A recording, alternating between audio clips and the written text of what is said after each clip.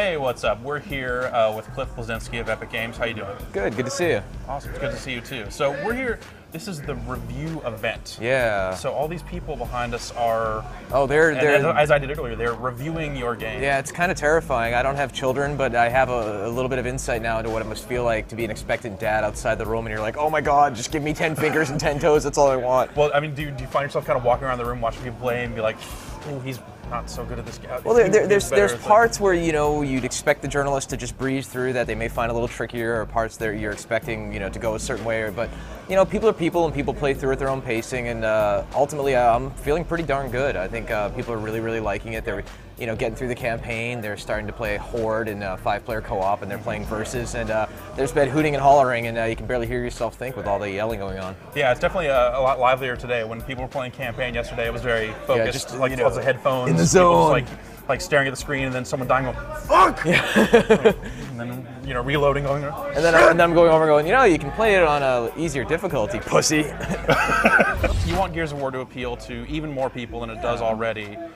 Can you explain, like, what changes have you made for this difficulty to make it? Well, just the mantra was that easy can't be too easy. And like when you play casually, you basically have to try to die. I mean, like, it's to the point where, like, you know, you're running up to a locust like, would you please kill me now? And that, if you watch a person who doesn't play a lot of games, who is really getting used to the two-stick gameplay, they can't figure out all the buttons, it really needs to be forgiving. And so continuing with that idea, what we did was we allow players in co-op, in the campaign, one player can play like on hardcore and another player can play on casual. You can play on different difficulty levels. Because I think co-op is such a great bridging of the gap for players of various difficulty levels. So, you know, if you know, the guy's playing the game and he's super hardcore and his girlfriend wants to just join in, or, you know, somebody who just doesn't play a lot of games, they can play at their own pace and they still feel like they can be successful and they can still have fun at the game. Because ultimately we want everybody playing it. Cool. So how do you fit those together? I mean, it's co-op, it's the same world. You have one person playing on, you know, the ultra easy, one person playing on the ultra hard. We very rarely adjust the enemy count. Once in a blue moon we might play with that a little bit depending on difficulty. The main way that we do that in regards to changing difficulty is by the player who's on casual does more damage and can take more damage, whereas the guy who's on hardcore or insane, he can't take a lot of damage before he dies, and he doesn't do quite as much damage with his weapons. So it's just a matter of changing those two variables. So if I want to get the insane mode achievements, then I want to play on insane with someone who's playing on casual, and then I want to hang back and let them do all the dirty work. You can do that if you want, but, you know, if you want to ruin your own fun, you can, you know, eject the DVD and snap it in two and, you know, pee on it too. When it came to creating a sequel to Gears of War and coming up with that story, what was your starting point? What was the one thing you really wanted to nail in Gears of War 2? We wanted it to be a more personal story. And, you know, we didn't want to get too much into it with Marcus, because Marcus doesn't say a lot. You know, he's kind of an anti-hero, and, you know, you can't really see Marcus, you know, showing up and going, I miss my wife, or anything like that. Whereas Dom is a bit more of an everyman. He's the voice of the player. He's sometimes the voice of reason. And then it really made sense to continue with that theme, whereas Dom had the tattoo in the first game, and Dom had made the comments about the fact that he's looking for his wife, to have that more personal story arc for him. Because in my opinion, any good sci-fi has monsters or aliens or you know, lasers or anything like that, but more importantly, it has personal stories, whereas, you know, you have a man looking for his wife or kids or anything like that, so it can really resonate with a broad audience. It definitely seems like the story asks a lot more questions than it answers. It seems like you're really kind of setting up and building towards something. Is it something where you have an end to this story in mind already, or is it kind of as you go, it's like, let's tell this side of this huge epic conflict, let's fit this in here? I mean, we as with any narrative that hopefully people find compelling, you want to answer some of the questions that they have, and also you want to ask a few more questions. And, you know, I feel like in Gears 2 we answer a lot of questions. You know, people's questions about the Locust hierarchy, what's really going on in the underground, you know, what's up with Dom and his situation, what's up with Carmine, you know, who are these new characters, all those kinds of things. But yeah, you have to ask a few questions in order to kind of, you know, keep people curious and keep them speculating if in the event you get around to doing a future installment. So it remains to be seen where everything's going to go. I mean, we always have ideas about where, you know, a future title could go or where the universe might be. We have, you know, the story Bible for the universe. It's like this thick now, and you're not a cool IP unless you have a story Bible that's this thick. You know, it has to weigh 5 pounds, and you have to be able to hold the door open with it. We have to be able to, like, FedEx that to whoever's going to be doing the movie and all that stuff, yeah, well, too, right? we put it in a Brinks truck, and we just ship it all the way across the country. We mow down entire forests for it. That's pretty much how it is. Let's talk about weapons a little bit. You added a flamethrower to the game. You added, gosh, what else? There's a flamethrower, new grenade type, the heavy weapons. Yeah, you get the mulcher, and you're like, you know, churning the butter, doing the little monkey thing with the box right there. Yeah. So when you're building these maps and deciding where to place all these weapons, I noticed that the Hammer of Dawn doesn't seem to pop up as often as it did. That was something in Gears 1. There was always find a Hammer of Dawn, find some clear skies, use it to clear out some really heavy stuff. Find Hammer of Dawn, win game, repeat. Yeah. Step 3, step 4, profit, right? Yeah.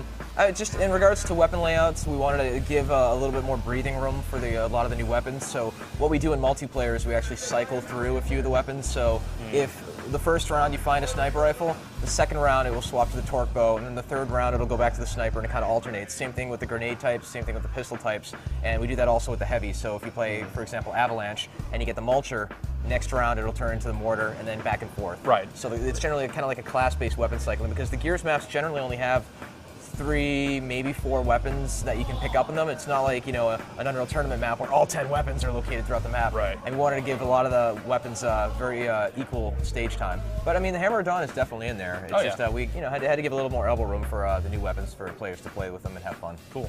Definitely, I noticed the weapon cycling when we were playing Horde mode, and Horde mode is crazy. 50 rounds of action. Is that random every time, or do you know, if someone's playing on casual with 5 players and it's wave 47, it's going to be these types of enemies? There's a bit of randomness in there, but players can start generally figuring out the type of enemy that will come out within the batches of 10 waves.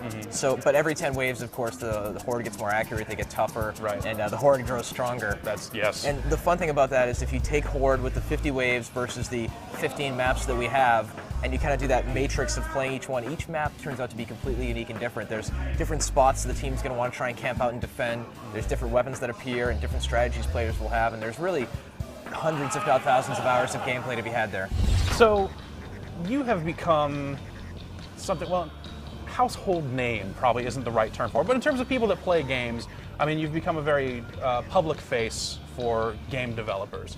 And that's been, I just wonder how that's been for you, because it seems like you're in this situation now where every time you do an interview, you say something that probably just comes off in passing, something you throw out there that ends up being the headline of the interview and just being blown way out of context, huge pull quote, all that stuff. Yeah. Do you find yourself over time, as this happens more and more, it's like, I need to button it up? You just you have to be careful, you have to pick your battles, you have to filter what you say. But I'm having fun. Until someone tells you to shut up, you're gonna... No, that's Mark Rain's job. Yeah. So whenever I do an interview, this is great, because what happens is this pull quote will pop up and I'll get a phone call from Mark. He's like, why the F are you saying this about that? I'm like, sorry man, it just came out, And he's like, don't be talking about that. I'm like, all right man, all right, I'll watch it next time. It's just a controller. Yeah, no, just those triggers are so mushy. Anyway, that's neither here nor there.